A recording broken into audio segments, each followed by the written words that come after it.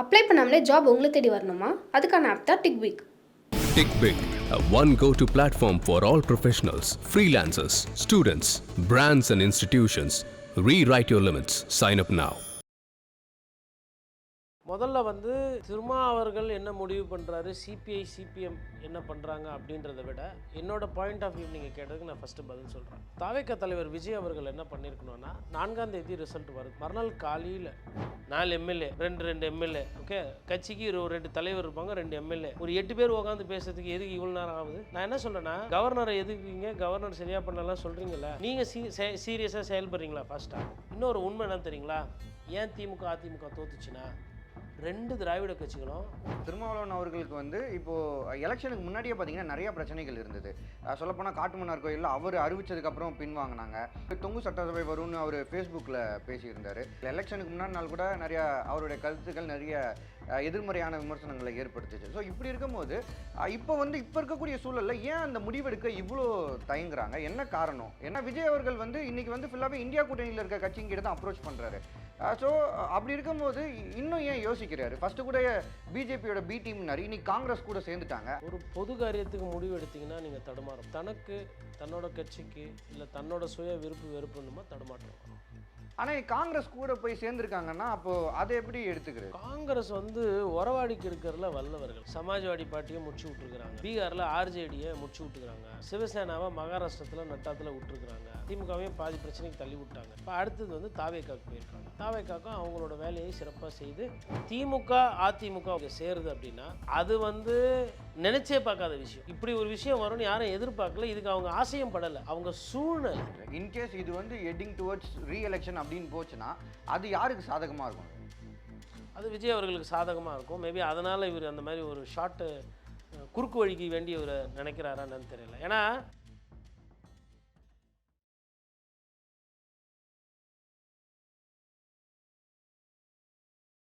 Sir வணக்கம். Sir வணக்கம். நேயர்களுக்கு அன்பு வணக்கம். ஓகே சார், இன்றைக்கி தமிழக வெற்றி கழகம் அவங்க பெரும்பான்மையை நிரூபிக்கணும்னா இன்றைக்கி நடக்க போகிற அந்த கூட்டத்தில் விடுதலை சிறுத்தைகளும் கம்யூனிஸ்ட் கட்சிகளும் அவங்களோட நிலைப்பாடு என்ன அப்படின்றது தெரிவிக்கணும். ஆதரவு தருவாங்களா மாட்டாங்களா அப்படின்ற ஒரு சூழல் தான் இப்போ பெரிய கேள்வியாக இருக்குது. உங்கள் பாயிண்ட் ஆஃப் வியூவில் நீங்கள் இதை எப்படி பார்க்குறீங்க? ஆதரவு தருவாங்களா? மொத்தம் அதில் 3 விஷயங்க. ஒன்று ஆதரவு தராங்க, அதான் என்னோடய பாயிண்ட் ஆஃப் வியூவு, அது கேட்டிங்க. இன்னொன்று ஆதரவு தராங்க, தரலை. இப்போ 3 விஷயம். முதல்ல திருமா அவர்கள் என்ன முடிவு பண்ணுறாரு, சிபிஐ சிபிஎம் என்ன பண்ணுறாங்க அப்படின்றத விட என்னோடய பாயிண்ட் ஆஃப் வியூ நீங்கள் கேட்டதுக்கு நான் ஃபஸ்ட்டு பதில் சொல்கிறேன். தாவேக தலைவர் விஜய் அவர்கள் என்ன பண்ணியிருக்கணும்னா 4ஆம் தேதி ரிசல்ட் வருது, மறுநாள் காலையில் CPM office CPI office T நகர்லேயும் பெரம்பூர்லேயும் இருக்குது. அப்போது அங்கே போய் உக்காந்து அந்த மாநில தலைவர்களை உட்காந்து பார்த்து இந்த மாதிரி நிலைமை இப்படி இருக்குது, நான் மதவாதத்துக்கு எதிரானவன், பிஜேபியோடு எனக்கு உடன்பாடு கிடையாது, காங்கிரஸ் வரா மாதிரி சொல்கிறாங்க, நீங்கள் வரணும், உங்களுக்கு ஆட்சியில் அதிகாரத்தில் பங்கு நான் தரேன், வேணுன்ற அமைச்சரவை எடுத்துக்க. இப்போ கீழ்வேலூர், திருத்துறைப்பூண்டி அந்த மாதிரி இடம்லாம், நாகப்பட்டினம்லாம் நீங்கள் நல்லா இருப்பீங்க, உங்கள் கிட்ட விவசாயத்துறை இருந்தால் தொழிலாளிகள் விவசாயிகள் பிரச்சனை நல்லா இருக்கும், விவசாயத்துறையை சிபிஐ எடுத்துக்கோங்க. அப்புறம் அடுத்து சிபிஎம்முக்கிட்ட போய் தொழிலாளர்கள் நீங்கள் போராடுறீங்க, தொழிலாளர்களுக்கு நீங்கள் குரல் கொடுக்குறீங்க, தொழில்துறை அமைச்சர் தொழிலாளர் நலன் இதை நீங்கள் எடுத்துக்கோங்க, உங்களுக்கு கொடுத்துட்றேன்.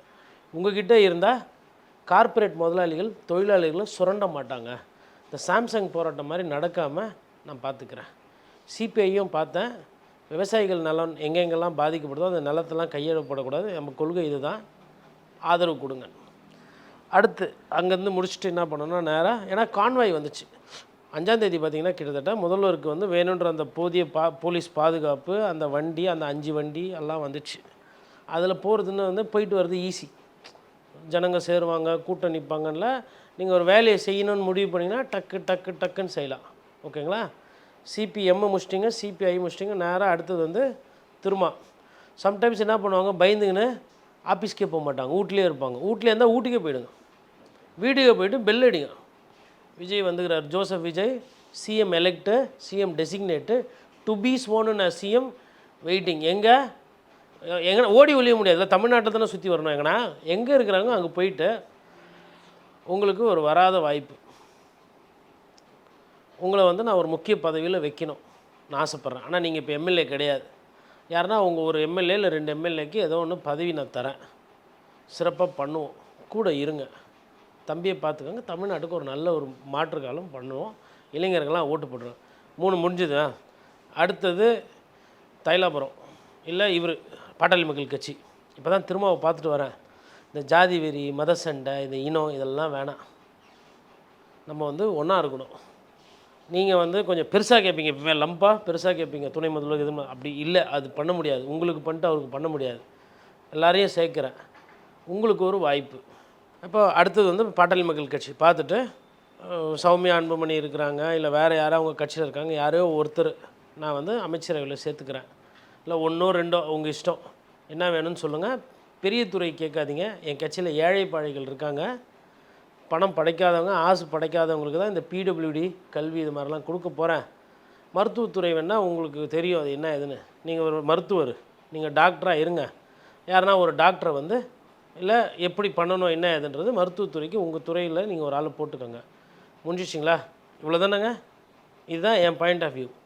இல்லை எனக்கு 4 பேர் வீட்டுக்கு போகிறது கஷ்டம், என்னால் வந்து ஈசிஆர் வரலும் போய் பாட்டாளி மக்கள் கட்சி பார்க்கணும். அது ஆக்சுவலாக வீடு அவர் வீட்டிலேருந்து நீலாங்கரிலேருந்து ரொம்ப பக்கம், ரைட்டுங்களா? அது பார்த்துட்டு நான் மெட்ராஸ் வடசென்னெல்லாம் டிராஃபிக்காக இருக்கும், நான் பெரம்பூருக்கே கம்மியாக தான் பிரச்சாரம் போனேன், என்னால் எல்லாருக்கிட்டையும் பார்க்க முடியாது அப்படின்னா சாந்தம் வீடு இருக்கு இல்லைங்களா, அசூர், அதில் இருந்து க்ரீன்வேஸ் ரோடு ரொம்ப பக்கம், உருண்டே போயிடலாம், வண்டி கூட எடுத்து வேகமாக ஓட்ட வேணாம். இல்லை சைக்கிள் ஒன்று வச்சுருக்கிறாரு சார் விஜய் சார், ஸ்டைலாக போலீஸ் பாதுகாப்பு எப்பயுமே நின்று இருக்குது ரோட்டில். இங்கேருந்து அது வரலாம் ஃபுல்லாக ஜட்ஜி வீடு எல்லாம் இருக்குது. சைக்கிள்லேயே விடிகாத்தால ஒரு 7 மணிக்கு எடுத்துன்னு போயிட்டு நேராக போயிட்டு போகும்போது ஒரு சால்வை போட்டு எடப்பாடி பழனிசாமிக்கு ஒரே ஆள், நான் அங்கெல்லாம் போகல, 47 வச்சுருக்கிறீங்க கிட்ட, பிஜேபியை கைட்டி விட்ருங்க, ஒரு சீட்டு நான் கூட இருக்கிறேன், மதவாதத்துக்கு எதிராக நான் பேசியிருக்கிறேன், சிறுபான்மையினர் என்னை நம்பி ஓட்டு போட்டிருக்காங்க, இளைஞர்கள் ஓட்டு போட்டிருக்கிறாங்க, உங்களுக்கு திமுக ஆகாது, நான் வந்து கூட இருக்கிறேன், எனக்கு வழி கொடுங்க. உங்கள் எம்எல்ஏ யாருன்னா எதனா அமைச்சரவை கேட்டாங்கன்னா உங்கள் சக்திக்கு நான் ஒரு 5 அமைச்சரோ ஏதோ கொடுத்துட்றேன், கூட்டணி ஆட்சி அமைப்போம், எனக்கு ஹெல்ப் பண்ணுங்கள். இல்லை நீங்களே ஒரு வேலை கூட வந்து உதவி பண்ணோன்னா நீங்கள் துணை முதலமைச்சராக இருந்தாலும் எனக்கு ஒன்றும் பிரச்சனை இல்லை, அனுபவசாலி இருங்க அப்படின்னு சொல்லிவிட்டு அவர் ஒத்துக்கினார்னா திரும்பி அப்பாடா நல்ல வேலை, ஒரு வேளை நான் துணை அமைச்சராக முதல்வராக இருந்தால் டெய்லி ஃபைல் பார்க்கணும், டெய்லி செக்ரட்டரியேட் போகணும், ப்ரைவசியே போயிடும், பர்சனல் லைஃபே இருக்காது, நைட் லைஃப்னா மறந்துடணும். ஏன்னா சினிமா துறையில் நிறைய விஷயங்கள் நைட்டில் தான் நடக்கும், ஷூட்டிங்கு, ரெக்கார்டிங்கு, எடிட்டிங்கு எல்லாமே. அப்போது அந்த ஒரு கலாச்சாரத்துக்கு அவர் மாறி இருப்பார், புரியுதுங்களா? ஏன்னா பகல்லலாம் வந்து எதுவுமே பண்ண முடியாது, ஒரு ஷார்ட் எடுக்கிறதோ ஒரு இதுவோ. இப்போ ஏஆர் ரஹ்மானை கூப்பிட்டு நீங்கள் மதியம் 12 மணிக்கு டியூன் போடுங்கன்னா அவருக்கு அது செட் ஆகாது. ஏன்னா அவங்க அந்த இருட்டில் அமைதியாக ஊர் அடங்கினதுக்கப்புறம் தான் அவங்க ஒரு சில விஷயங்கள் பொதுவாக க்ரியேட்டிவ்ஸில் இருக்கிறவங்க பண்ணுவாங்க அந்த மாதிரி. அப்போது இப்போ இது இன்னொரு எடுத்துக்காட்டு சொல்கிறேன். இப்போ கால் சென்டருக்கு வேலை செய்கிறாருன்னு வச்சுக்கோங்களேன் ஒருத்தர், அவர் பார்த்திங்கன்னா நைட்டில் தான் கண்முழிச்சு பார்த்துருப்பார், பகலெல்லாம் தூங்கியிருப்பார். அவர் திடீர்னு வந்துட்டு இப்போ நீங்கள் வந்து கால் சென்டரில் வேலை பார்த்தவரை பெட்ரோல் பேங்க்கில் மேனேஜராக போட்டிங்கன்னா அவரால் முடியாது. ஏன்னா பகலெல்லாம் தூக்கி பழக்கம், லைஃப் ஸ்டைலே மாறி இருக்கும். அந்த மாதிரி விஜய் சாருக்கு வந்து ஒரு நடிகராக ஒரு லைஃப் ஸ்டைல் மாறி இருந்தது, இப்போ அரசியலுக்கு வராரு. யாரோ ஒரு நல்ல துணை முதல்வராக யாருன்னா ஒருத்தர் போட்டுட்டு யாரெல்லாம் தப்பு பண்ணாமல் பார்த்துட்டு கொள்ளையடிக்காதீங்க, பேரை கெடுத்துடாதீங்க அப்படின்னு சொல்லிவிட்டு இந்த கேக்கு கத்தி வச்சு வெட்டுறவங்க, பாட்டில் வச்சு பீரு குடிக்கிறவங்க, அதுக்கப்புறம் பாலியல் சீண்டல் பண்ணுறவங்க, அறிஞர் அண்ணா கையில் போய் தாவேக்கா கொடி கொடுத்தவங்க, இந்த தாந்தோணித்தனமாக நடத்துகிறவங்கெல்லாம் கூப்பிட்டு அடுத்த முறை இந்த மாதிரி எதனா ஆச்சுன்னா நீ கட்சியிலே இருக்க மாட்டேன், எம்எல்ஏன்றதுனால வாட்டி ஃபஸ்ட் அண்ட் லாஸ்ட் வார்னிங் அப்படின்னு சொல்லி கண்டிச்சுட்டு தாவேக்கா கட்சியை பலப்படுத்துகிற வேலையையும் ஆட்சியையும் பார்த்துட்டு போயிட்டே இருந்திருக்கலாம். சுலபமாக நான் சொன்னது வந்து 1000 கோடி ரூபா கிடையாது, ஊராக போய் பிரச்சாரம் பண்ண வேணாம், இது என்னோடய பாயிண்ட் ஆஃப் வியூ. இப்போ நீங்கள் அந்த ஏன்னா பெரிய கேள்வி இருந்தாலும் அதையும் சொல்லிடுறேன். இப்போ விசிகா திருமாவளவன் என்ன பண்ணிட்டாரு உஷாரா, இவர் முடிவு எடுக்க மாட்டாராம், ஏன்னா இவருக்கு அரசியலே தெரியாது. அதனால் லெஃப்ட்டு என்ன முடிவு எடுக்கிறாங்களோ அதோடு சேர்ந்து போயிடுவாராம். ஏன் உங்களுக்கும் தனி கருத்து, எல்லாத்துக்கும் கொள்கை ஒன்று வச்சுருப்பீங்களே, கொள்கையை சொல்கிறேன்னு இப்போ சொல்லுங்கள் வெளிப்படையாக. நீங்கள் யாருன்றது நான் என்ன சொல்கிறேன்னா, திமுக ஒரு நிலைப்பாடு எடுக்குதா, அதிமுக நிலைப்பாடு எடுக்குதா? உங்களுக்கு ஏன் சார் அந்த தைரியம் இல்லை ஃபஸ்ட்டு? அதான் கேட்குறேன். எதுக்கு எப்போ பார்த்தாலும் கம்யூனிஸ்ட் தோழர்கள் பின்னாடி போயிட்டு சாயிறீங்க? ஆல்ரெடி உங்கள் கட்சியில் ஆளே இல்லை, பாதி பேர் தாவேக்கா கிட்ட போயிட்டாங்க. இதுதான் உண்மை. நீங்கள் ஏற்றுக்கினாலும் ஏற்றுக்கலாம்லாம். கிட்டத்தட்ட தலித் மக்கள் நிறைய பேர், பட்டியலின மக்கள் வந்து தாவேக்காவுக்கு பெரும்பாலான ஆதரவு கொடுத்துருக்குறாங்க. நிறைய பேர் அங்கே போயிட்டாங்க. ஒரு முடிவு எடுக்கிறதுல வந்துட்டு அவரு பார்க்கணும், இவர் பார்க்கணும். அப்போது ஏதோ ஒன்று உங்கள் மண்டையில் உட்காந்து ஆடுது. அது பதவியா, இல்லை அங்கே போனால் எப்படி இருக்கும், இங்கேயே இருந்தால் எப்படி இருக்கும், இல்லை பழைய திமுகக்கு விசுவாசமாக இருக்கணுமா, அந்த கூட்டணியில் தானே இருந்தோம், இந்த வெற்றின்னு அந்த 2 பேர் ஜெயித்தவங்க அந்த இங்கு கூட இன்னும் ஈரம் காஞ்சிருக்காத விட்டு போகலாமா? ஒன்று அது இல்லை. சரி, பொதுமக்கள் கொஞ்சம் பேர் ஓட்டு போட்டிருக்கிறாங்க, இளைஞர்கள் அதிகமாக ஓட்டு போட்டிருக்காங்க, மேபி கட்சிக்கு ஃப்யூச்சருக்கு இது தேவை, விஜய் பாவம் உதவி பண்ணலாம், ஒரு நிலைப்பாடு. இவர் சொல்வார், அவர் சொல்வார், அவர் கூட சேர்ந்து நான் சொல்லுவேன். இது தடுமாற்றம். திருமாவர்களுக்கு தடுமாற்றம்.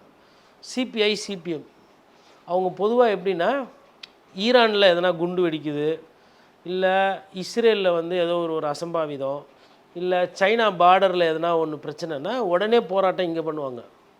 கண்டிக்கிறோம் கண்டிக்கிறோம், அந்த ஊரில் நடந்த அந்த குடும்பத்தை கண்டிக்கிறோம், சர்வதேச பிரச்சனையை தூக்கி பிடிக்கிறோம்லாம் போராட்டம் பண்ணுவாங்க. எங்கே? மெட்ராஸில் டிராஃபிக் பாதிப்பெல்லாம் ஆகும். உள்ளூர் பிரச்சனைக்கு உடனே முடிவு எடுங்கன்னா உயர்மட்ட குழு, செயல்மட்ட குழு, அந்த குழு, இந்த குழு. சரி, அந்த குழுலாம் இது எத்தனை எம்எல்ஏ வச்சுக்கிறீங்க? 4 எம்எல்ஏ, 2 எம்எல்ஏ. ஓகே, கட்சிக்கு ஒரு 2 தலைவர் இருப்பாங்க, 2 எம்எல்ஏ. ஒரு 8 பேர் உட்காந்து பேசுறதுக்கு எதுக்கு இவ்வளோ நேரம் ஆகுது? நான் என்ன சொல்கிறேன்னா, கவர்னரை எதுக்குறீங்க, கவர்னர் சரியாக பண்ணலாம் சொல்கிறீங்கள, நீங்கள் சீரியஸாக செயல்படுறீங்களா ஃபாஸ்ட்டாக? ஓகே, இதுதான்.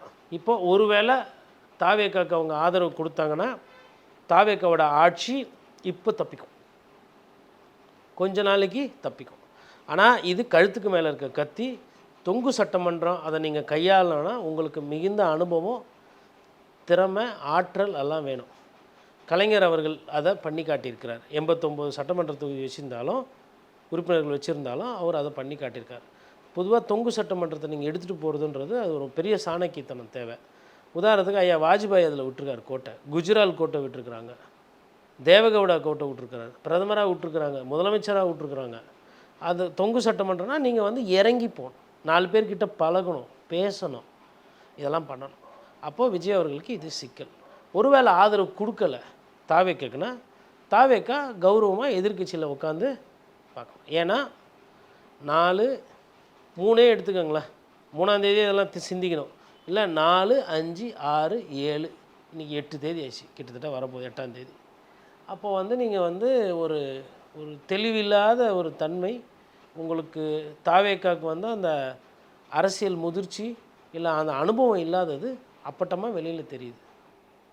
சார், இப்போது நீங்கள் சொன்ன விஷயத்தில் உங்கள் பாயிண்ட் ஆஃப் வியூ நம்ம அடுத்து டிஸ்கஸ் பண்ணலாம் சார். ஆனால் ஃபஸ்ட்டு திங் நான் என்ன, இப்போ கரண்ட்டாக இருக்கிறதுனால அது கேட்கணும்னு நினைக்கிறேன். ஏன் இவ்வளோ தடுமாற்றம்? இப்போ திருமாவளவன் அவர்களுக்கு வந்து இப்போது எலெக்ஷனுக்கு முன்னாடியே பார்த்தீங்கன்னா நிறையா பிரச்சனைகள் இருந்தது. சொல்லப்போனால் காட்டுமன்னார் கோயிலில் அவர் அறிவித்ததுக்கப்புறம் பின்வாங்கினாங்க. அதுக்கப்புறம் அவர் தொங்கு சட்டசபை வரும்னு அவர் ஃபேஸ்புக்கில் பேசியிருந்தார்.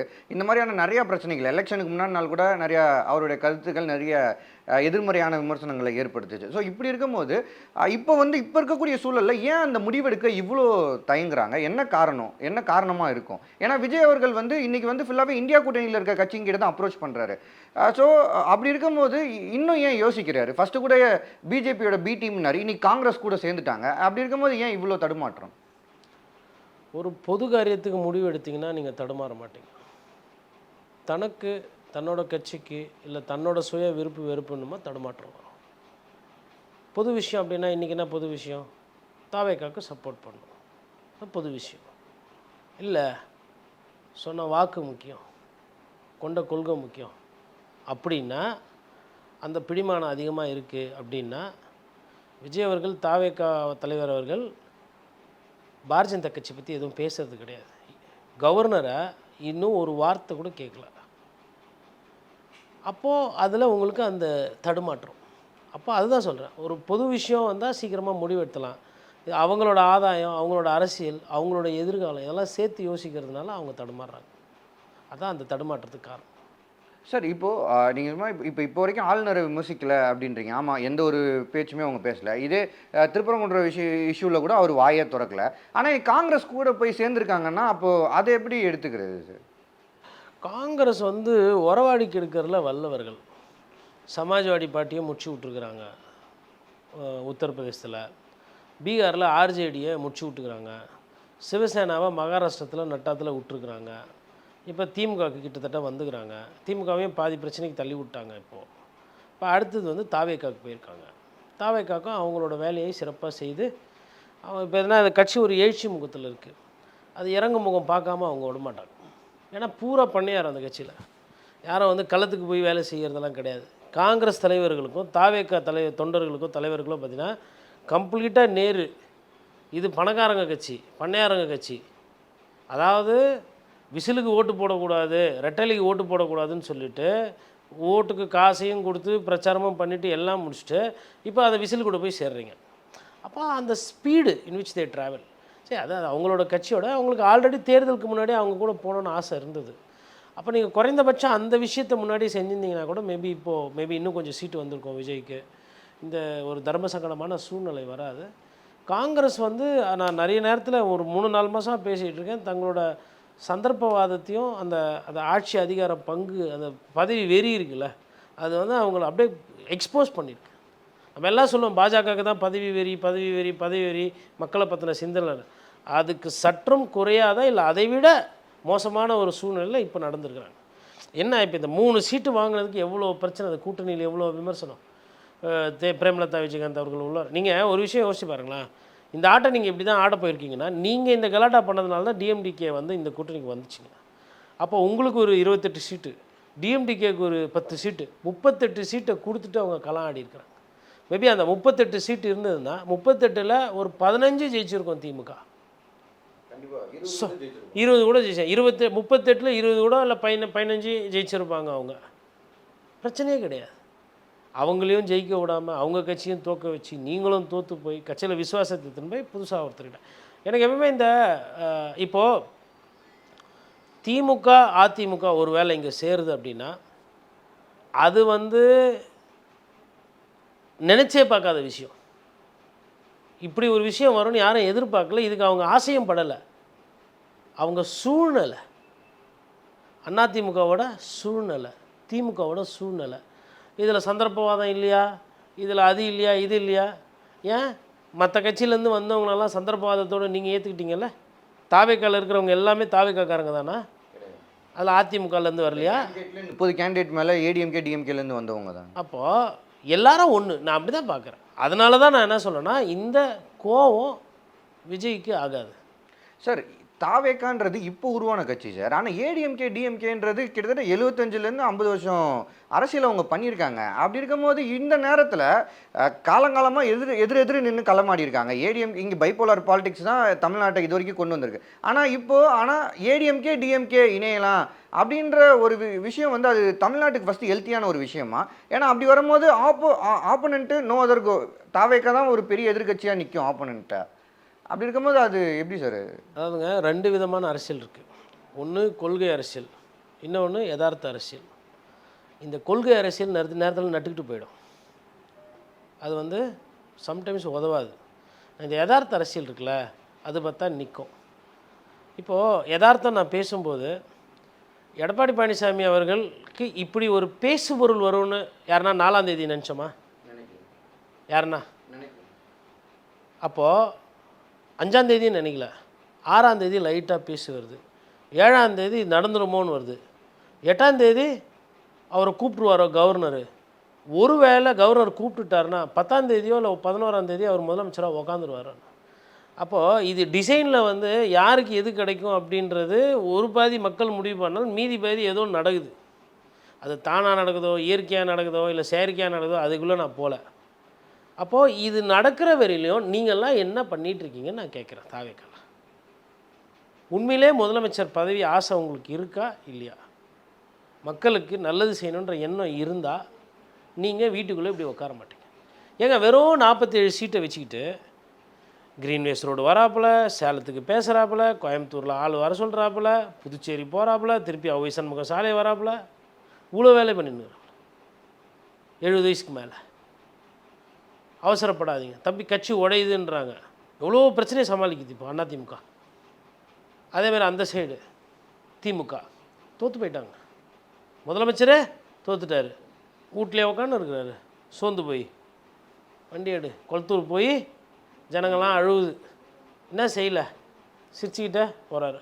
காலைல இன்றைக்கி ஒரு காணொலி பார்த்தேன், சைதாப்பேட்டையில் மாசு வந்து ஆரவாரம்லாம் இல்லை, இனிமேல் அமைச்சரும் கிடையாது எம்எல்ஏவும் கிடையாது, சைதாப்பேட்டையினுடைய மா சுப்பிரமணியன் வந்திருக்கிறேன், என்னை தோக்கடிச்சிட்டிங்கல்ல, நான் எவ்வளோ ஓட்டப்பந்தயத்திலே ஓடி ஓடி எவ்வளோ பிறந்தநாள் விழாவுக்கு வந்திருப்பேன், நடந்தே எவ்வளோ மஞ்சள் நீராட்டு விழாவுக்கு வந்திருப்பேன், சாவுக்கெல்லாம் இப்போ சுடுகாடு வரலாம் எவ்வளோ தொலைவு நடந்து வந்திருப்பேன், கல்யாணம் காது குத்து குடும்பத்தில் ஒருத்தனாக தானே இருந்தேன்.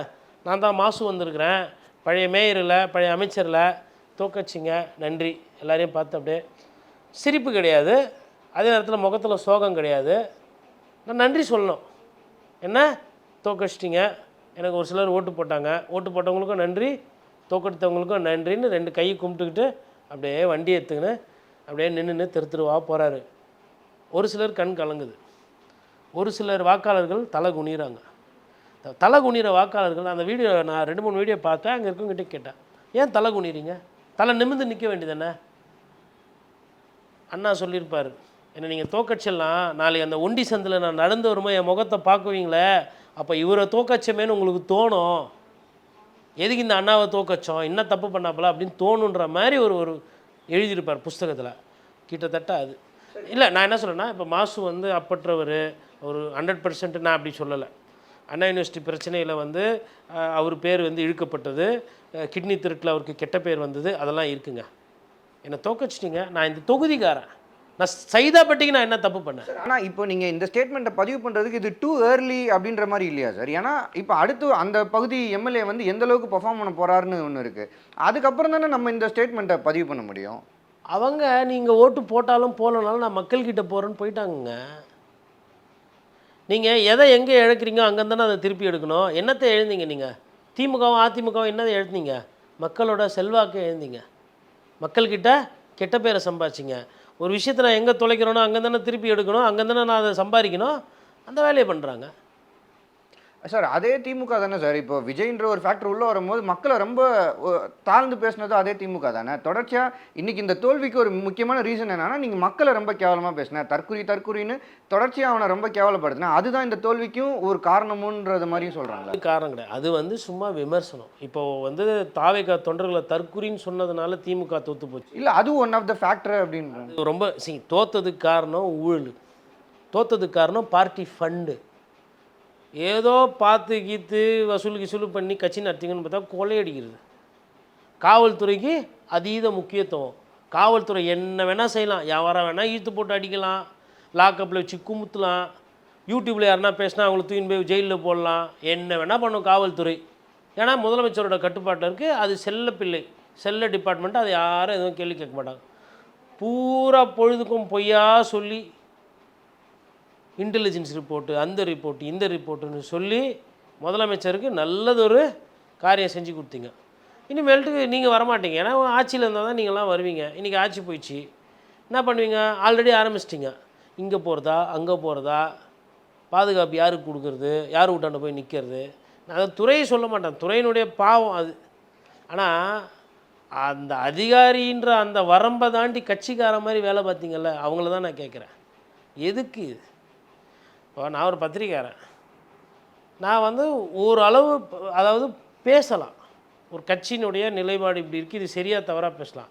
அந்த கட்சிக்கு வந்து அந்த கட்சி எது பண்ணாலும் சரி அப்படின்னா அது என் நிலையா, இல்லை அது என் தொழிலுக்கு அழகா? தப்பு. ஆனால் அவங்க நிறைய தப்பு பண்ணியிருக்காங்க காவல்துறை அதிகாரிகள், அது இதெல்லாம் காரணம். அப்புறம் இன்னொரு உண்மை என்ன தெரியுங்களா, ஏன் திமுக அதிமுக தோத்துச்சுன்னா, 2 திராவிட கட்சிகளும் பணக்கார ஆளாக பார்த்து தேர்ந்தெடுத்து சீட்டு எல்லாம் வெள்ளையும் சொல்லுமா மிடுக்க தெம்பா மாவட்ட செயலாளர், மாவட்டம், மாநிலம், ஐயோ அப்படி வட்டம் பகுதி எல்லாம் போனோன்னா எதிரில் பார்த்தா, அதாவது அதில் தாவேக்கா ஒரு தப்பு செஞ்சுருக்கு, அதையும் சொல்கிறாங்க. தாவேக்கா என்ன பண்ணிட்டாங்கன்னா, ஒரு சில ஏழை பாழைகள் நிறைய பேருக்கு சீட்டு கொடுத்துருக்குறாங்க. அவங்க வந்து ஒரு டெய்லரு, ஒரு வியாபாரம் பண்ணுறவர், ஒரு ஏதோ வேலை செய்கிறவர் அப்படின்னும் போது காமன் மேன் வாக்காளர் என்ன பண்ணுறாங்க, இங்கே பார்த்தா அது வெள்ளையும் சொல்லியமா சுற்றுது, கேட்டால் எங்கள் அப்பா அது, என் மாமா அது, நாங்கள் அப்போத்துலேருந்து ஆண்ட பரம்பரை, நாங்கள் அப்போத்துலேருந்து அமைச்சராக இருந்த குடும்பம், இப்படி பாரு. எதிரில் என்ன மாதிரி அன்னாட காசி யாருன்னே தெரியாது, போடுறா விசிலுக்கு ஓட்டேன்னு போட்டான் ஜனம். இது ரெண்டாவது, இந்த தாத்தா பாட்டி பேத்தி சூழ்ச்சி, பேரப்புள்ள சொன்னா, பொண்ணு சூழ்ச்சி அப்படின்னு ஒரு ஓட்டு தானே போட்டால் போதுன்னு சொல்லிட்டு ஒரு ஓட்டாக போட்டு இப்போ தமிழ்நாடு பூரா ஒரு 10 லட்சம் பிச்சைக்காரங்க இருக்கிறாங்கன்னு வச்சுக்கோங்களேன். 10 லட்சம் பேரும் பிச்சை எடுத்து வந்து காசு கொட்டினா எவ்வளோ வரும்? ஊழல்வாதியை விட அதிகமாக பணம் வருமா? அந்த மாதிரி என்ன ஆகி போச்சு, வீடு வீடாக போய் குழந்தைங்கள வச்சு அந்த ஓட்டை, அது பிச்சை எடுத்தது தான். இந்த வார்த்தையை ஏன் நான் இங்கே கடுமையான வார்த்தையாக இருக்கேன் ஏன் பயன்படுத்தினா, இன்னொரு தடவை இந்த தப்பை விஜய் செய்யக்கூடாது.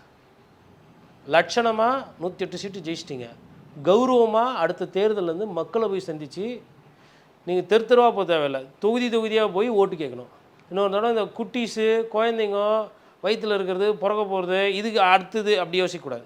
போதும், உங்கள் ஜென்சி புரட்சி நிறுத்துங்க, கொஞ்சம் முதிர்ச்சியான அரசியலை பண்ணுங்கள், நல்ல ஆக்கப்பூர்வமான அரசியல் பண்ணுங்கள். இந்த இன்ஸ்டாலெல்லாம் வந்து கலாச்சாரத்தை இது பண்ணி இந்த ஓட்டு கேட்குறது அது நல்லதில்லை, முறை இல்லை. அதனால் ஏகப்பட்ட பிரச்சனை வருது, குடும்பங்களுக்குள்ளே சண்டை வருது, பொழுதுக்கும் ஃபோனையே நோண்டிக்கிட்டு வாழ்க்கைனா என்னன்னு தெரியாமல் நிறைய பேர் போயிட்டுருக்குறாங்க. இப்போ திமுக தோற்றதுக்கும் அதிமுக தோற்றதுக்கும் காரணம் இதுதான்.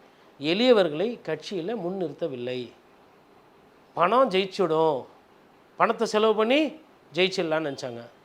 இன்னொரு கேட்டகரி, இங்கே 2000 கொடுத்தாலும் வாங்கிக்கிறது, இங்கே 3000 கொடுத்தாலும் வாங்கிக்கிறது, 5000 வாங்கிக்கின்னு விசிலுக்கு ஓட்டு போட்டது.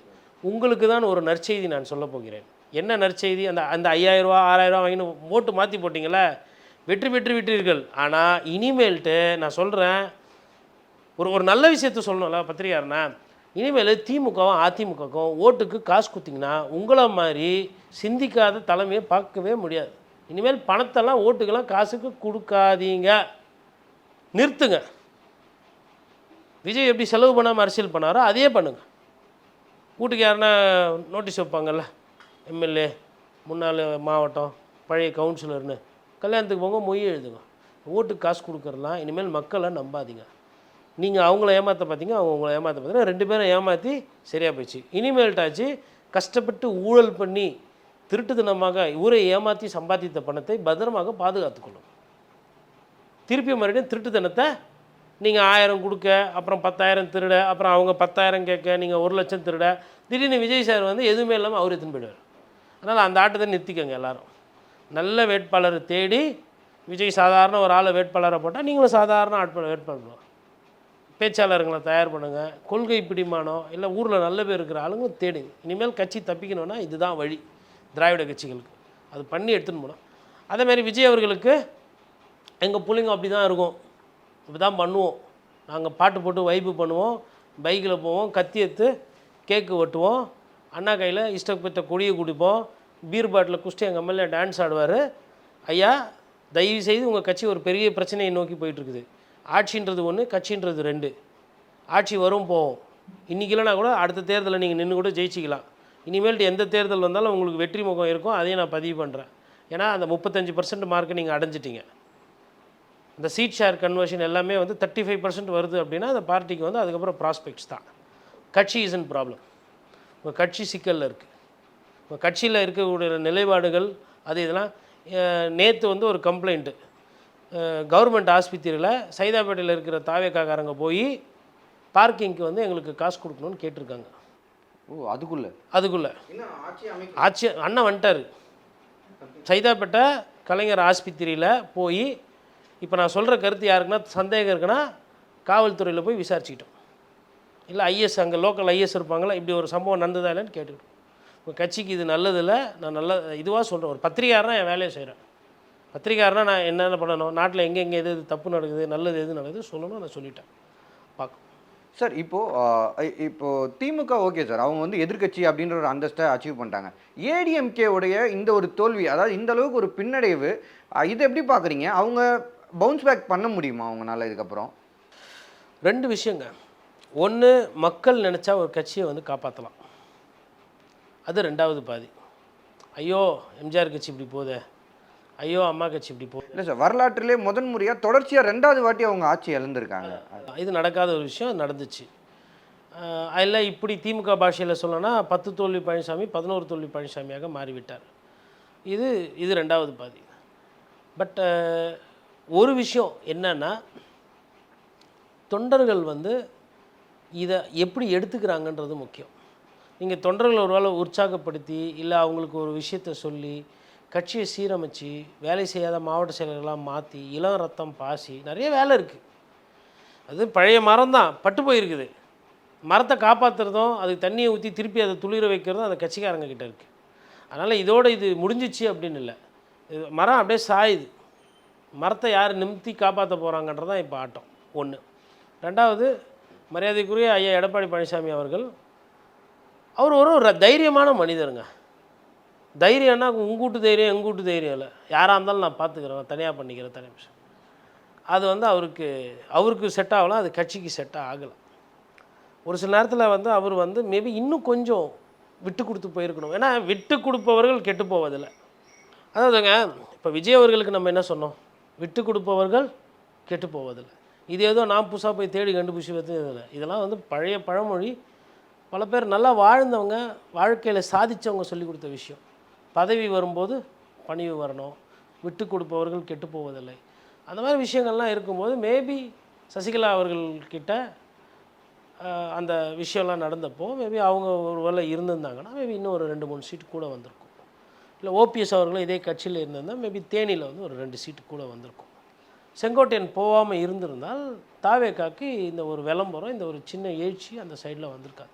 கோபிச்செட்டிப்பாளையத்தில் ஈரோட்டில் ரெட்டையிலேயே ஜெயிச்சிருக்கும். இதெல்லாம் வந்து அரசியலில் வந்து நிரந்தர எதிரியும் இல்லை, நிரந்தர நண்பரும் இல்லை. இன்றைக்கி திமுகவும் அதிமுகவுமே நட்பு பேசுது, நட்பு பாராட்டுது. திராவிடன் மூமெண்ட்டுன்றாங்க திடீர்னு. ஆனால் திடீர்னு சொல்ல இதை பல விஷயத்தில் பல வாட்டி பேசிக்கிறாங்க. ஈவாவேலு சொல்லியிருப்பார், நல்லதோ கெட்டதோ ஒன்று திமுககாரங்க நிற்பான், இல்லைனா அதிமுககாரன் நிற்பான்னு. கேபி முனுசாமி சொல்லியிருப்பார், எதுவாக இருந்தாலும் பிரச்சனை வந்து நமக்கும் தான், இது பங்காளி சண்டை திமுக அதிமுக, அது எதுவாக இருந்தாலும் மக்களுக்கு அப்படின்ற மாதிரி. இது மாதிரி நிறைய பேர் நிறைய விஷயங்கள் பேசியிருக்காங்க. அப்போ திமுக அதிமுகக்குள்ளே அந்த ஒரு காணொலி ஒன்று பார்த்தேன். தேர்தல் முடிஞ்ச உடனும் முடியறதுக்கு முன்னாடி அதிமுக ஐடிவிங்களா எதில் போட்டுதாங்கன்னு தெரியல, இந்த விசில் வந்து உதயசூரியன் அடிக்கிற மாதிரி ஒரு காட்சி. ரெட்டலில் வந்துட்டு விசிலை வந்துட்டு எங்கே வந்து யாரை இது பண்ணுற, நான் அவனை அடிப்பேன் அவன் என்ன அடிப்பான், யார் இடத்துல வந்து யார் என்ன சொல்கிறது. இப்போது ஒரு வேளை தாவேக்கா முதலமைச்சராக அவன் தோற்று போயிடுச்சுன்னா அந்த ரீல்ஸு உண்மை. ஒன்று திமுக இல்லை அதிமுக, ஒன்று நான் அவனை அடிப்பேன் இல்லை அவன் என்ன அடிப்பான், நீ வந்து என்ன இங்கே சீன் போடுறது அப்படின்னு செஞ்சு விட்ருவேன் அப்படின்ற மாதிரி தனுஷ் வச்சு ஒரு காட்சி. அப்போது இதெல்லாம் பார்க்கணும். இது எங்கே சேருது எங்கே பிரியுது, நிறைய பிரச்சனைகள் இருக்குது அதிமுகவுக்கு. அது எப்படி சரி செய்ய போகிறாங்க என்னன்றது அது அவங்க கட்சியோட பிரச்சனை. பட் ஏதோ ஒரு பேசுபொருள் ஒரு விஷயத்தில் இனிமேல் தொடர்ந்து இருக்கணும், அவங்க ஒரு செய்தியிலே இருக்கணும்.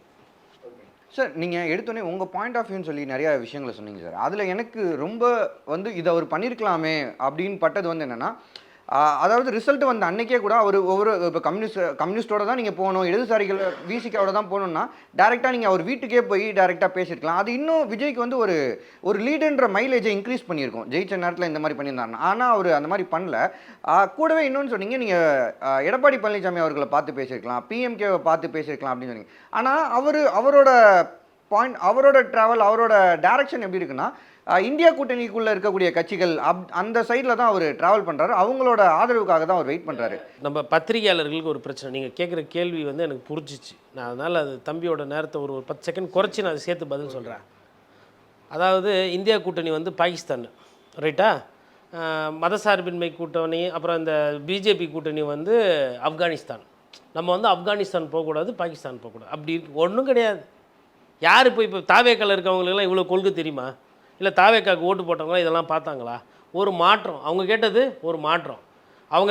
மாற்றம் அது நிறைவேறணும்னா இப்போ என்ன பிரச்சனைனா, விஜய் அவர்களுக்கு இந்த இறங்கி போகிறது அரசியல் தெரியல, அந்த முதிர்ச்சி இல்லாததான் பிரச்சனை. வேற எதுவும் பிரச்சனை கிடையாது. சார் இல்லை சார் சார் ஒரு வகையில் நீங்கள் சொல்கிறத அக்செப்ட் பண்ணிக்கிறேன் சார். ஆனால் இன்னொரு வகையில் அவர் என்டிஏ கூட்டணிக்குள்ளே இருக்க கட்சியை மொத்தமாக நிராகரிக்கிறாரு சார். இந்த பாட்டாளி மக்கள் கட்சியை பார்த்தா எப்படி தெரியுது? நாமம் போட்டுன்னு டெய்லி வந்து ஹரே ராமா ஹரே கிருஷ்ணா மங்களம் பண்ணு கோயிலில் உண்டை கட்டி வாங்குற மாதிரி தெரியுதா? அந்த விமர்சனம் இருக்குல்ல, சாதி ரீதியான அரசியலை முன்னெடுக்கிறாங்க. சரி, இப்போ நீங்கள் அதிகமான பட்டியலின மக்களுக்கு சீட்டு கொடுத்துக்கிறீங்க. உங்கள் கட்சியில் நிறைய கிறிஸ்டின்ஸ் எம்எல்ஏ இருக்கிறாங்க. உங்களை கிறிஸ்டின் கட்சின்னு சொன்னால் ஏற்றுக்குருவீங்களா? இல்லை, அதனால தானே சார், அது ஒரு மேஜர் ரீசன். சிறுபான்மையர் மக்கள் நம்புறாங்க. அப்படி இருக்கும்போது என்டிஏ கூட்டணியில் இருக்க கட்சி எல்லாரும் ஒன்று தான். நபியும் கிருஷ்ணரும் ஜீசஸும் ஒன்று தான். அறியாதவன் வாயில மண்ணு. பொதுவாக மாறுங்களேன். ஏன் பாட்டாளி மக்கள் கட்சி சேர்த்துட்டா என்ன பிரச்சனை? 1 இயர்னா உங்களுக்கு ஆகாதா? ஓட்டு போடல அவங்க, அது தெரியுமா? நிறைய பேர் தாவேக்கா ஜெயிக்காத ஒரு இடம் இருக்குது, மக்கள் வந்து நாங்கள் பழைய மாதிரி தான் இருப்போம் எங்களுக்கு தெரியும் அப்படின்னு இந்த மாயைக்கு வீடு தேடி வந்து கேட்டால் ஓட்டு, சும்மாலாம் வந்து விசிலேஷன் பண்ணால் ஓட்டு இல்லைன்னு போட்ட ஒரு இடம், ஒரு மண் ஒன்று உண்டுன்னா பாட்டாளி மக்கள் கட்சி கொடி எங்கெல்லாம் பறக்குதோ அங்கே. எனக்கு தெரியணும், என் வேட்பாளர் எனக்கு தெரியணும், என் எம்எல்ஏ எனக்கு தெரியணும், மூஞ்சி முகர தெரியணும். சும்மா படத்தை காட்டிக்கிட்டு ஓட்டு கேட்டு வந்தாலாம் இங்கே வேலை ஆகாது. பார்த்துக்கலாம், மாம்பழம் தானே பார்த்துக்கலாம். மாம்பழம் ரெட்டலை, அந்த பெல்ட்டில் நல்லா பர்ஃபார்ம் பண்ணியிருக்காங்க, நிறைய ஓட்டு வாங்கியிருக்காங்க. அங்கே போட்டியே திமுகவுக்கும் அதிமுகவுக்கும் தான் நடந்துருக்குது. திருவண்ணாமலை, விழுப்புரம், சேலம், தருமபுரி இதெல்லாம். அதேமாதிரி கன்னியாகுமரி பட்ச மாவட்டம் விசிலுக்கு அவ்வளோ ஆதரவு சொல்லலை. அங்கே சீட்டை ஜெயிக்கல. ஏன் தெரிதா? மெட்ராஸுக்கும் கன்னியாகுமரிக்கும் வித்தியாசம்.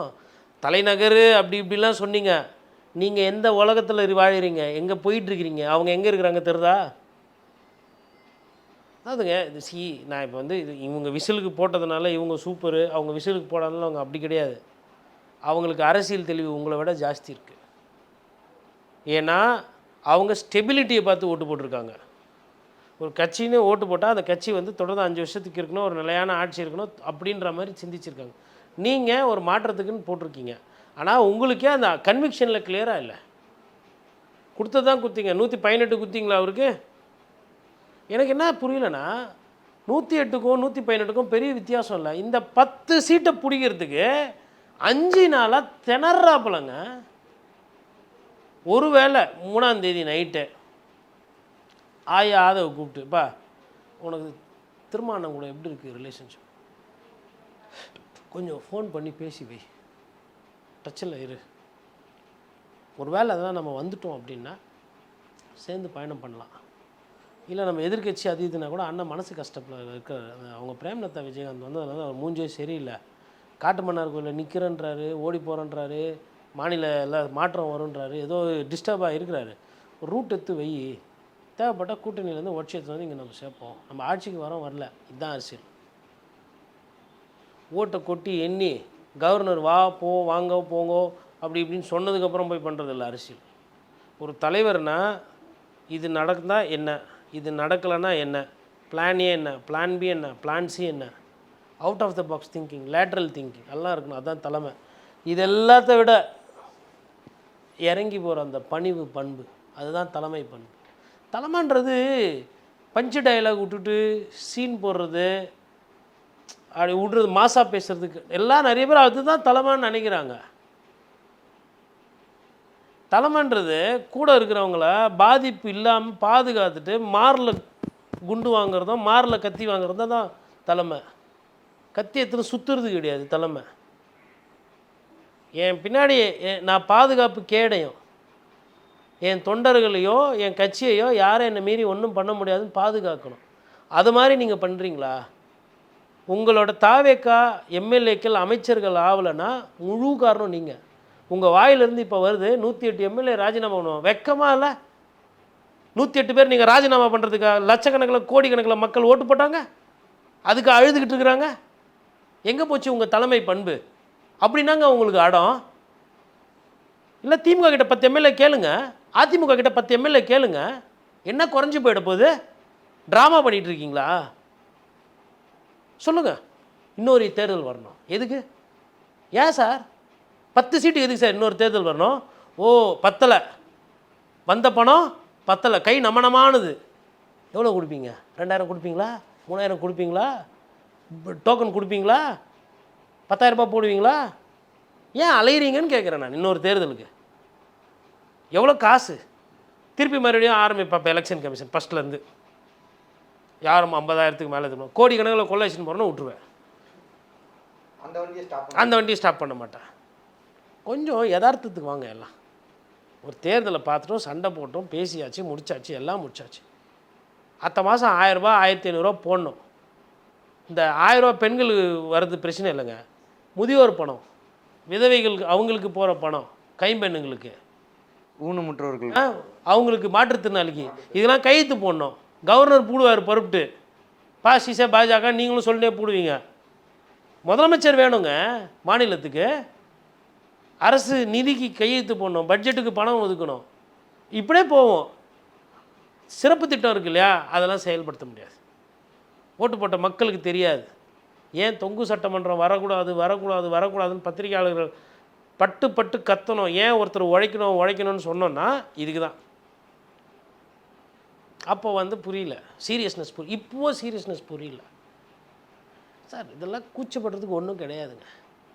மக்களுக்காக போய் கேட்டேன், குத்தா கொடுக்கா கட்டிப்போம். என் வேலையை நான் செஞ்சுட்டேன்.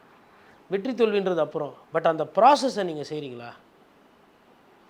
நகரும் 47 வச்சுக்கிட்டு வண்டியில் நைட்டு போகிறாப்பல எடப்பாடி பழனிசாமி. இந்த நம்பிக்கை இருக்குல்ல, எங்கேயோ போய் எதையோ கையில் காலில் விழுந்து பேசி கெஞ்சி கூத்தாடி மிரட்டி உருட்டி என்னால் உட்கார முடியும்னு. உங்களுக்கு உங்கள் வயசு என்ன? அந்த தைரியம் அந்த நம்பிக்கையும் உங்ககிட்ட இல்லை. அந்த தலைமை பண்பையும் உங்ககிட்ட இல்லை. அந்த கட்சியை உடைக்க பார்த்தீங்க. நீங்கள் தானே ஆரம்பித்து விட்டீங்க. சும்மா இருந்தவரை, தோற்றுட்டு வீட்டில் இப்படி உட்காந்துருந்தவரை எடப்பாடி பழனிசாமியை உங்களை விட 2 வாட்டி சுற்றி வந்தார். என்ன பண்ணீங்க நீங்கள்? உங்கள் கட்சிக்காரங்க என்ன பண்ணாங்க? கட்சியை உடைக்க பார்த்தாங்க. எதை உடைக்க பார்த்தீங்க? உங்களுக்காக கரூரில் குரல் கொடுத்த அந்த அதிமுகவை உடைக்க பார்த்தீங்க. யாரை வச்சு உடைக்க பார்க்குறீங்க? செங்கோட்டையன் ஐயா வச்சு. எதுக்கு? ஏன் ஒரு கட்சியை உடச்சி இப்போ இதே அவங்க திருப்பி பண்ணால் ஏற்றுக்குருவீங்களா? அப்போ என்ன சொல்லுவீங்க? பாருங்கள் மோசமாக நடந்துக்கிறார் சொல்லுவீங்கல்ல. இதை திமுக தொட மாட்டீங்க. ஏன்னா அவங்க திருப்பி வச்சு செஞ்சு விடுவாங்க. எல்லாருக்கும் அதிமுக வந்து என்னது, சும்மா தமாசு. அம்மா செத்து போயிட்டாங்க, கட்சி யாரும் இல்லை, அதனால் எதுவாக இருந்தாலும் ஃபஸ்ட்டு அதிமுகலேருந்து தான் வெட்டி எடுக்கணும், உருவி எடுக்கணும். ரைட்டு, அது ஓகே, உங்கள் அரசியல் நிலைப்பாடு பண்ணிக்கோங்க. நான் என்ன கேட்குறேன்னா, உங்களோட தலைமை பண்பு எங்கே போச்சு? கொல்லப்புறல அதிமுகவோட அந்த எம்எல்ஏ தூக்கிறதுக்கு நீங்கள் பிளான் பண்ண நீங்கள் நேர்முகமாக எடப்பாடி பழனிசாமி கிட்ட போய் கேட்டிருக்கலாம்ல. 2 நாள் என்ன வந்துச்சு அதிமுக வச்சு செய்தி? சிவி சண்முகம் தனியாக கூட்டணியும், எஸ்பி வேலுமணி தனியாக இது பேசிக்கிட்டு இருக்காரு, நத்த விஸ்வநாதன் அங்கே வந்து திண்டுக்கல்லில் பார்த்துக்கிட்டு இருக்காரு. இது நல்ல செய்தியா? இதுக்கு நான் சொன்னது நல்லா இருந்ததில்ல, நாகரிகமாக இருந்ததில்ல. இப்போ பண்ணிங்க, அவர் பஸ் எடுத்துன்னு போயிட்டார். இப்போ உங்களுக்கு யார் செக் வைக்கிறது? இபிஎஸ் தான். உதயநிதி என்ன நினைக்கிறாரு? சரிப்பா, எங்கள் அப்பாவை தூக்கச்சிட்டேன், கட்சி தூக்கச்சிட்டேன், நீ எப்படி உட்கார நான் பார்க்குறேன்ப்பா. பழைய அதிமுககாரங்கெல்லாம் வந்து சந்தோஷப்பட்டோம். சித்தப்பா நீ ஆண்டுக்கு சித்தப்பு, நான் எதிரில் கூட உட்காந்துக்கிற சித்தப்பு, நீ ஆண்டுக்கோ. இந்த விசில் வச்சுன்னு இதெல்லாம் என்னால் கேட்க முடியல. ரொம்ப கலாச்சிட்டாங்க திமுகவை, அவ்வளோ பேச்சு பேசிட்டாங்க. இவ்வளோ பண்ணார் கொளத்தூரில். ரொம்ப நன்றி கடன் கொளத்தூர் மக்களுக்கு. என்ன செய்யலை, எதுவும் இல்லை, என்ன பிரச்சனை தெரியல. ஆனால் கொளத்தூரில் முதல்வர் தோல்வி. அப்போ நான் எதனா செய்யணும்ல, திமுககாரன் கொஞ்சம் அந்த பிளட்டு பாயில் ஆகும். அது தாண்டி மகன் அவர் பிளேயில் வராரு. என்ன சொல்கிறார் அவர்? தேவைப்பட்டால் அதிமுக சப்போர்ட் பண்ணும். இந்த ஆப்ஷன் இப்படி ஒரு ஆப்ஷனே இல்லையே. இந்த ஆப்ஷன் யார் உருவாக்கி கொடுத்தது? ஆனால் இப்போது என்ன பண்ணுறீங்க, சமூக ஊடகத்தில் எல்லாத்தையும் மறைச்சிட்டு விஜயண்ணா பாவம், விஜயண்ணா பாவம், கவர்னர் ஒத்துக்க மாட்டுறாரு, எல்லாரும் சதி பண்ணுறாங்க. அதாவது இன்னொரு ஒன்று பார்த்தேன் ஒரு இன்ஸ்டாவில். நான் கேட்குறேன், என்னைக்கு இன்ஸ்டாவை விட்டு வெளில வந்து அரசியல் பண்ண போகிறீங்க? அதாவது விஜய் இந்த சைடு நிற்கிறாரு, எல்லா கட்சிகளும் ஒன்று சேர்ந்து அந்த சைடில் நின்று விஜயை தாக்குறாங்களாம். தனியாக கஷ்டப்படுறாராம். அவங்கெல்லாம் ஊழல்வாதிகள், அவங்கெல்லாம் தப்பு பண்ணாங்க, அவங்கெல்லாம் பரம்பரை அரசியல், குடும்ப அரசியல், கெட்ட பேர், கட்ட பஞ்சாயத்தெல்லாம் பண்ணாங்கன்னு சொல்லிட்டு நீங்கள் அவங்க கூட சேராமல் ஒத்தையில் எதிர்த்து நின்று பண்ணதுனால தான் உங்களுக்கு இவ்வளோ கிரேடு. இதுதான் உண்மை. ஆனால் இப்படி மாற்றுறது பாருங்கள் டைரெக்ஷனை. இவர் கஷ்டப்படுறாராமா. எங்கே கஷ்டப்பட்டார்? 108 சீட்டு வாங்கிட்டு ராஜா மாதிரி தானே இருக்கிறாரு. என்ன கஷ்டப்பட்டார் இப்போது? அது பிரச்சாரமே பண்ண பிரச்சாரம் பண்ணல, 10 காசு செலவு பண்ணல, ஊருக்கு போகல, மக்களை பார்க்கல, கூட்டணி அமைக்கல, வியூகம் அமைக்கல. வியூக வகுப்பாருன்னு ஒருத்தர் கூட வச்சு நிற்கிறீங்க. அவர் ஊரில் இருக்கிற மற்ற கட்சிக்கெல்லாம் வியூகத்தை பண்ணி கொடுத்துனுக்கிறாரு, உங்களையே டேமேஜ் பண்ணி. ஜான ஆரோக்கியசாமி என்ன பண்ணுறாருன்னு தெரில. யாருன்னா போய் காங்கிரஸ் கட்சியை கூட்டின்னு வருவானா? ஃபஸ்ட்டு 5 சீட்டு தான் இருக்குது. அந்த கட்சியை கூட்டின்னு வந்தால் என்ன பிரச்சனை வரும்ன்றதை கணிக்க தெரிலனா நீங்கள் எதுக்கு வியூக வகுப்பாளராக உட்காந்துக்கிறீங்க? அவருக்கு தெரியாது. யாருக்கு தெரியாது? அதாவது விஜய் அவர்களுக்கு தெரியாது. விஜய் அவர்களோட தொழில் அரசியல் அல்ல. நீங்கள் இந்த தொழிலில் இருக்கிறீங்க, உங்களுக்கு தெரியணும்ல காங்கிரஸ் கட்சியை எப்போ கூப்பிடணும் எப்போ கூப்பிடக்கூடாதுன்னு. இது கூட தெரியலனா, இந்த அடிப்படை கூட தெரியலனா என்ன பண்ணுறீங்க? எல்லாம் உடனே இப்போ பாசிச பாஜக வந்துவிடும். இன்னுமா இந்த பொய்யை சொல்லிட்டு திருவிங்க? பாசிச பாஜக வந்து எங்கே வந்துச்சு? பாசிச பாஜக ஒரே ஒரு 234 தொகுதியில் ஒரு இடத்துல ஜெயிச்சிக்கிறாங்க. ஒரே ஒரு இடத்துல, கோயம்புத்தூர், இது ஊட்டியில் மலை மேலே. பாசிச பாஜக, இது பாஜகவின் வேலை தான். ஏங்க கவர்னர் என்ன சொல்கிறாரு? யார் வேணா வா, உன் பேர் என்ன வேணால் வச்சுக்கோ, போய் 118 எடுத்துன்னு வாங்க. இல்லை இன்னும் உடச்சி சொல்லணும்னா தாவேகாக்கு இப்போ என்ன தேவை? சிம்பிளாக சொல்கிறேன், 4 மாம்பழம், ஒரு குக்கரு, அதுக்கப்புறம் 2 பானை வச்சு எல்லாத்தையும் போட்டு சோறாக்கிட்டா சாப்பாடு ரெடி. இவ்வளோ தானே? இதை தான் நீங்கள் கொள்கை முரண், சமூக நீதி, பாகிஸ்தான் பார்டர் பிரச்சனை, பாஜக வந்துவிடும், இவ்வளோ சுற்றி பேச போகிறீங்களா? ஒரு குக்கர் ரெடியாகுது, 2 பானை ரெடியாக இருக்குது, 4 மாம்பழத்தை எடுத்து போட்டால் முடிஞ்சு போச்சு. ஆல்ரெடி கை இருக்குது கூட, ஏன் பண்ணல கேட்டால் அவர் வந்து பிஜேபி கூட வந்தவங்க கூடலாம் சேர மாட்டார். எவ்வளோ நாளைக்கு சேராமல் இருப்பீங்க? இப்போ இங்கே இருக்கிற பாட்டாளி மக்கள் கட்சியும் இல்லை டிடிவி தினகரன் அமமுகவையும் இல்லை வந்து உங்களுக்கு விசிகாவெல்லாம் பார்த்தா எப்படி தெரியுது? டெய்லி அமித்ஷா கூட உட்காந்து பானிபூரி சாப்பிட்றவங்க மாதிரி தெரியுதா? இல்லை அவங்க எதனா போஜ்பூரி ட்ரெஸ்ஸு போட்டுன்னு ராஜஸ்தானில் டான்ஸ் ஆடின்னு இருக்கிறாங்களா? அவங்க பேரெல்லாம் என்ன? அன்புமணி ராமதாஸ், எஸ் காமராஜ், தொல் திருமாவளவன், இந்த பேரெல்லாம் பார்த்தா எப்படி தெரியுது? பாஜக பேர் மாதிரி தெரியுதா?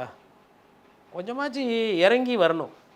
நான் இதை திருப்பி இதை கோரிக்கையாக வைக்கிறேன் அப்படின்னா, ஒரு பத்திரிகையாளராக ஒரு விஷயத்துக்கு, நியாயமான ஒரு விஷயத்துக்கு அது சரியாக நடக்கலைன்னும் போது அதை எடுத்து சொல்வதோ மக்களோட மனசை பிரதிபலிக்கிறது என் வேலை.